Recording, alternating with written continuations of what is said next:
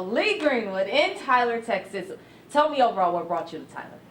Well, of course, this charity for the homeless. And I have yet to see the flag under the bridge that they've painted that kind of represents what their initiative is. And it's pretty cool, you know, to know that this group of people, and I guess most of them are doctors, have got together to make this a very monumental event for Tyler. And when I started looking up Tyler, of course, we've been here before many times, but I didn't realize it had grown to over 100,000 people. So it's got to be a larger city. And I just wondered how you get so many homeless in a city of this size. But it's all across the nation, and I guess you have to address it. What does it mean to you to be invited to this, to know that this flag that they are going to unveil was inspired by you? Well, as you know, my song, God Bless USA, sort of stands as an American anthem, at least a modern generation American anthem. And I get calls to go all across the country to uplift some initiative, some charity, some foundation. And just as a footnote to that, I'll be in New York singing for Monday Night Football on Monday. It's a Jets against the Browns in New York, and they're going to have all the first responders on the field that had lost someone. There's police and firemen that'll be surrounding me on the field, which I know a lot of them. And of course, as you know, on 9/11, I went to New York right after that for Mayor Giuliani and spent many times in New York to uplift the city and then the country. I toured for 2 years with Barbara Bush, you know, with military installations and cities, and that was kind of how I got thrown into the spotlight to do that. So from now on, I'm sort of like the first call, you know.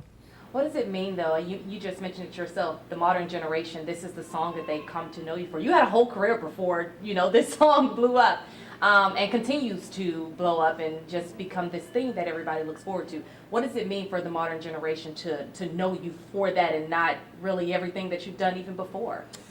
You know, I got a dog in the hunt. We have 2 boys in college. They're 24 and 21. At the time of the terrorist attack in America, which is the second time we got sucker punched, Pearl Harbor the first, and my father joined the Navy right after the bombing of Pearl Harbor, and then, of course, 9/11, 2001. Our boys were 6 and 3 at the time.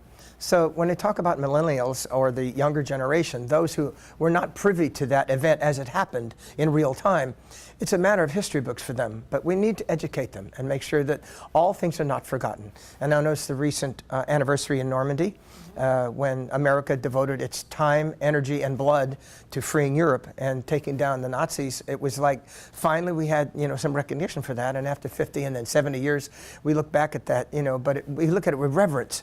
And I want people to understand that the attack on America was something we never expected. They weren't soldiers that were killed. There were 3,000 Americans. And as we just passed the anniversary, the 18th anniversary of 9/11, that's why my appearance in New York. And we'll continue to do that because as people have me come and sing God Bless the USA, it's generally something happy. It's something bringing to mind that America is a wonderful country. It's the greatest country on earth, and we're going to remain free because we insist on it. And that's why my line in the song, they can't take that away. You seem to have a heart for people, and I think that shines through in everything that you do. What does it mean for people to support events like this one and to give back? And you've certainly done that a lot over your lifespan. What does it mean for others to do the same? I'm a farm kid from Sacramento, California. And my grandparents were the ones who raised me and taught me the lessons of life. And that is always help your neighbor, do what's right. Your handshake is your word, and things like that. And I think when people jump in and do the right thing, it's just do the right thing. And if you have the resources to help others, always reach out a helping hand. When you first created the song, did you imagine that it would ever become this big? I know you knew that it was going to be a big deal, but did you imagine that it would become what it is today, people creating flags and all of these things in your honor? Did you imagine any of that? No, there was, as a matter of fact, a lot of people call my song Proud to be an American, and that's okay. I have a children's book about that. I had no vision for that. The only reason I wrote the song was a tribute to my country, and it was on an album called You've Got a Good Love Coming. My producer asked me at the time, Jerry Crutchfield, who we produced like over 30 albums together, it's just something I really wanted to do. We'd put it on a record, but it wasn't going to be a single. Because the songs I'd had, over 11 #1 songs, most indicated that I was a crooner. I won Male Vocalist of the Year twice. I'm a singer. I pride myself in that. I'm a writer, only third. Okay. I'm a singer, a musician, and then writer. Right. So when we came to that juncture, it was Universal Records that made the call to release the song as an anthem for America, but it still wasn't aimed at the military. It wasn't about, as a focus, as to say, this is going to be a military anthem, and I'm going to be the military champion.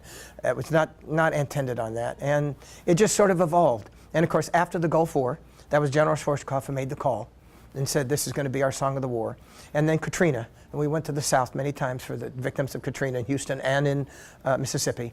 And then after 9/11, each time more people recognized what USA stood for, and they grasped it as a matter of unity for the country. That's all I meant for it. But now, with our own charity, Helping a Hero, I think it's become my initiative to help those wounded warriors who are the ones that we need to help the most, because they're the ones that stand between us and harm's way. Done so much for others. What's your message for young folks that also want to possibly get into the arts? The National Endowment of the Arts is a 6-year appointment, and I was appointed by 43, George Bush, and it's oddly enough, you serve at the pleasure of the president. I have not been replaced, so I'm still there. I'm the longest running member, I think, of the NEA ever. It's a three times in Washington, D.C. to look at all the grants. The grants are about establishing and keeping American culture moving forward and discovering what kind of talent is in the country. Believe me, it covers the spectrum. I mean, you'd never know about a guy in North Carolina who uses a chainsaw to make wood into something beautiful. And you see those things everywhere. So when you talk about art at a broad spectrum, we're not just talking about music and dancing. We're talking about everything, from painting to poems. People who do something out of their heart, making quilts, establishing and remembering the culture of our beginnings in America, Indian art, and things like. I just see so much of it. It's amazing, how much there is in the United States. So my message to a young person, if you're going to pursue your art, first of all, if it's going to be for commercial use, if you're going to make money at it, you better be willing to sacrifice.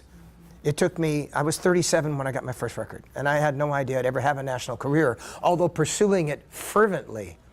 I went to Nevada right out of high school, and I stayed pretty much in the casinos all those years and just worked on it every single day, and it still took, 30 years. So you'll be willing to sacrifice as well, because it'll cost you everything. It'll cost you your marriage, your family, your finances, whatever. If you can survive that, and if it's worth it to you, and you get a break, and God smiles on you, you may have a shot at making commercial. If you're not in it for commercial use, now it's a whole different picture. Because pursue the thing that's going to make you resourceful and continue, continue to have your life passion. But don't think it's about the money, because it may not be. Right. We know in this case it's just saying. I'm just saying. All right. Do you have a quote or anything that you live by, that you go by, or anything that you just like to say to get you in a good mood? You're only as good as today's performance.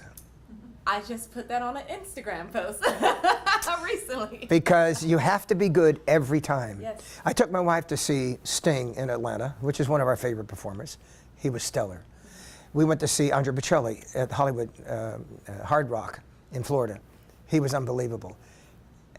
I expected him and both of them to be perfect, and they were. When I come on stage, I know people expect me to be perfect. They don't want a increment of what I do or a remembrance of the past. They want to know I'm as good as I've ever been. And that's my